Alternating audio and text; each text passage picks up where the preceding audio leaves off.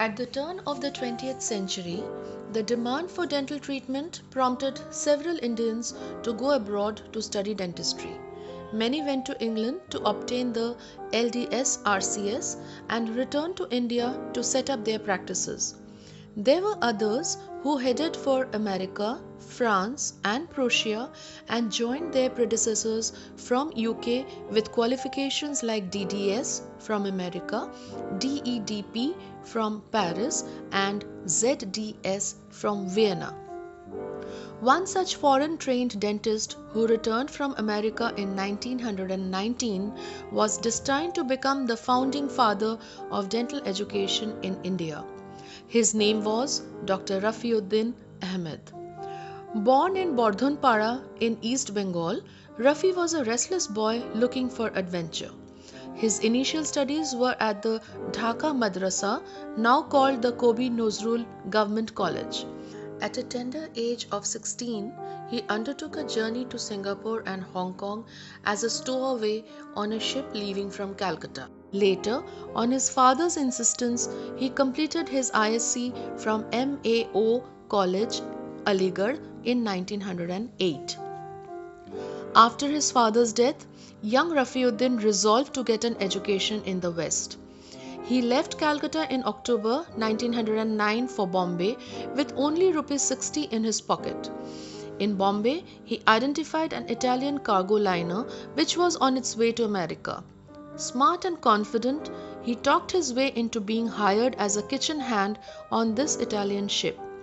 In America, Rafiuddin, as per his nature, meticulously researched his options and decided to enroll for the course in dentistry in the University of Iowa, mostly because the fees were cheaper and he could find plenty of part-time work.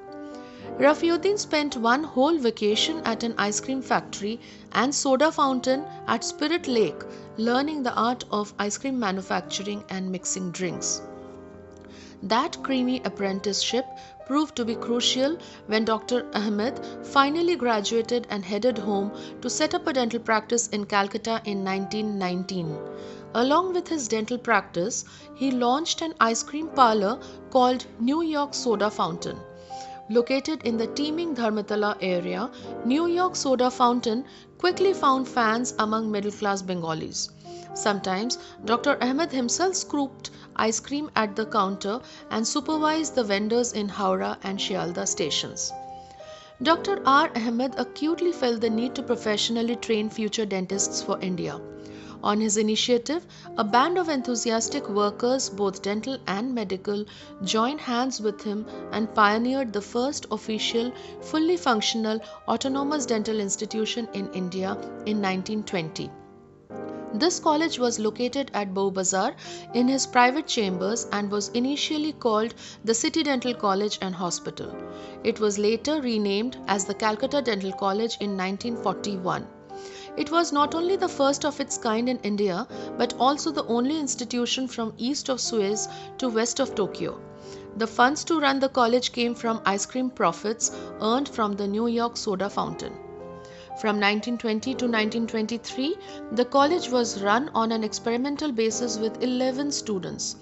It is surprising to note that one of the earliest students was the sister of Muhammad Ali Jinnah, the founder of Pakistan.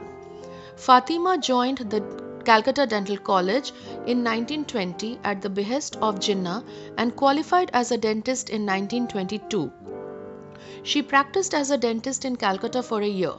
In 1923, Jinnah helped her set up a private clinic on Abdul Rahman Street in Bombay, where she practiced for almost 7 years.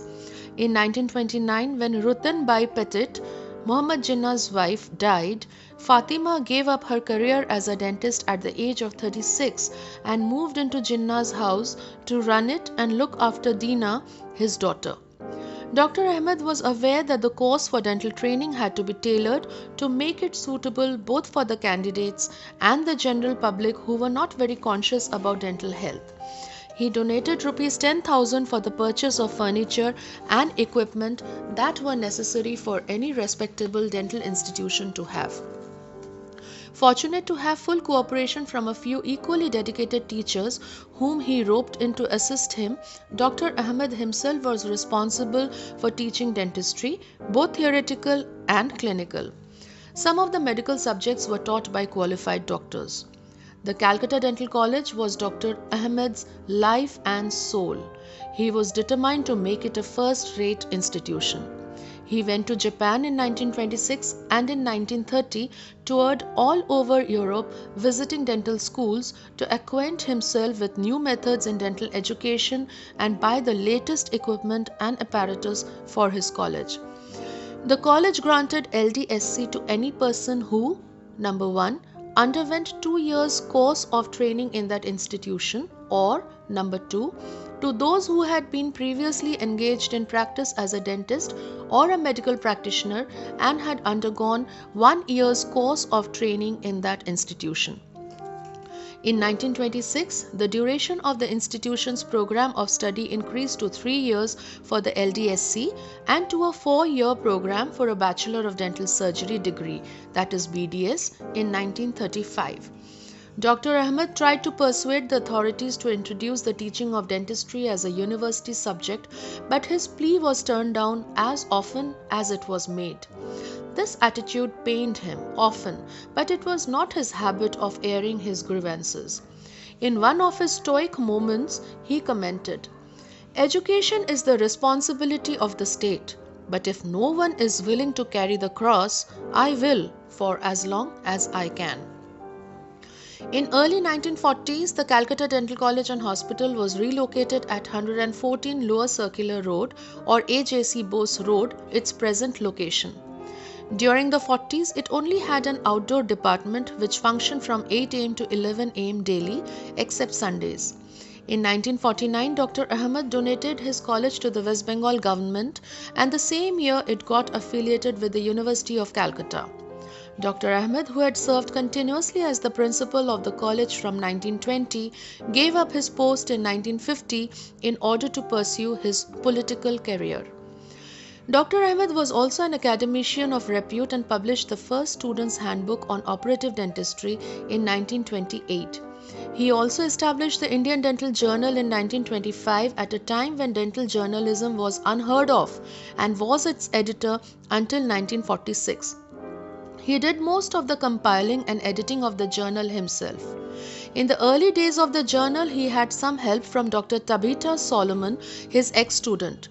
Tabitha received her LDSC in 1928 and immediately opened her practice at home at 47 Park Street, Park Row, in a well-appointed chamber. Subsequently, she was offered a teaching post at Calcutta Dental College, which she also undertook, making her one of the first lady instructors in dentistry in India. Apart from being an academician and clinician, Dr. Ahmed was an excellent organizer. In 1925, Dr. Ahmed established the Bengal Dental Association, which became the forerunner for the Indian Dental Association established in 1947. He served 2 terms as president of the Indian Dental Association from 1946 to 1948. Dr. Ahmed enlightened the Legislative Assembly members in Bengal for the need to regulate dental education and helped to form first such regulation in India called the Bengal Dentist Act in 1939. This act became the model for the Indian Dentist Act recommended by the Bhore Committee, which was passed in Parliament on 29th March 1948. This was followed by the Constitution of the Dental Council of India on 12th April the next year. Dr. R. Ahmed was the first elected president of the Dental Council of India, serving from 1954 to 1958. During his lifetime, Dr. Ahmed received rare recognition from national and international organizations. He was awarded a fellowship in the International College of Dentists in 1947 and fellowships in the Royal College of Surgeons of England and the Pierre Fauchard Academy in 1949. In 1964, the Indian government awarded him the Padma Bhushan, a coveted honor never before presented to a dentist. In 1962, he was laid very low with a respiratory ailment and diabetes from which he never recovered completely. On January 18, 1965, at the age of 75, Dr. R. Ahmed breathed his last. The Calcutta Dental College was renamed as Dr. R. Ahmed Dental College and Hospital posthumously in his honor on 9th February 1965. His grave lies in Park Circus Cemetery, surrounded by shady trees, visited only by a devout few, but mostly neglected by the Indian dental fraternity for whom he lived and died. As for the ice cream parlor, the New York soda fountain fell into disrepute in the 1960s, long after Dr. Ahmed turned it over to new owners. It became a rendezvous site for prostitutes and traders, as well as a louche hangout for many artists such as Ganesh Pine and Shubha Prashanna Bhattacharya. It finally closed down in 1979. Today, the space is occupied by a mattress store. Its name, Foam Junction, still bears a trace of that bubbly ice cream soda.